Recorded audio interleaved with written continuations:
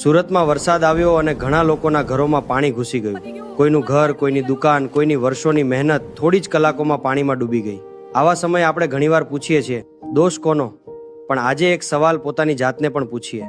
છેલ્લે જ્યારે આપણે રસ્તા પર પ્લાસ્ટિકની કોથળી, પાણીની બોટલ, ચિપ્સનું પેકેટ અથવા બીજો કચરો ફેંક્યો હતો, ત્યારે શું એક ક્ષણ માટે પણ વિચાર્યું કે કદાચ આ જ કચરો આવતીકાલે કોઈ ગટરને બંધ કરશે અને એ બંધ થયેલી ગટરનું કોઈના ઘરમાં જશે, કોઈ બાળકના પુસ્તકો, કોઈ વૃદ્ધની દવાઓ, કોઈ પરિવારની આખી કમાણી પાણીમાં તણાઈ જશે. ઘણા દેશોમાં પણ ભારે વરસાદ પણ ત્યાં લોકો કચરો રસ્તા પર ફેંકતા નથી, ડ્રેનેજની કાળજી રાખે અને નાગરિક તરીકે પોતાની જવાબદારી પણ નિભાવે. આપણા સુરતમાં પણ એસએમસી દ્વારા કચરો ઉપાડવાની વ્યવસ્થા. જો ક્યાંય ગટર બંધ હોય, રસ્તા પર કચરો પડ્યો હોય અથવા સફાઈની સમસ્યા હોય તો એસએમસીની ઓફિશિયલ એપ્લિકેશન, વેબસાઇટ અથવા હેલ્પલાઇન પર ફરિયાદ કરી શકાય છે. એક જવાબદાર નાગરિકની ફરજ છે. પૂર ફક્ત વરસાદથી નથી આવતું, ક્યારેક આપણી નાની બેદરકારી પણ એને વધુ ભયંકર બનાવી દે છે. ચાલો આપણે આજથી એક નિર્ણય લઈએ, કચરો રસ્તા પર નહીં, કચરાપેટીમાં જ નાખીશું.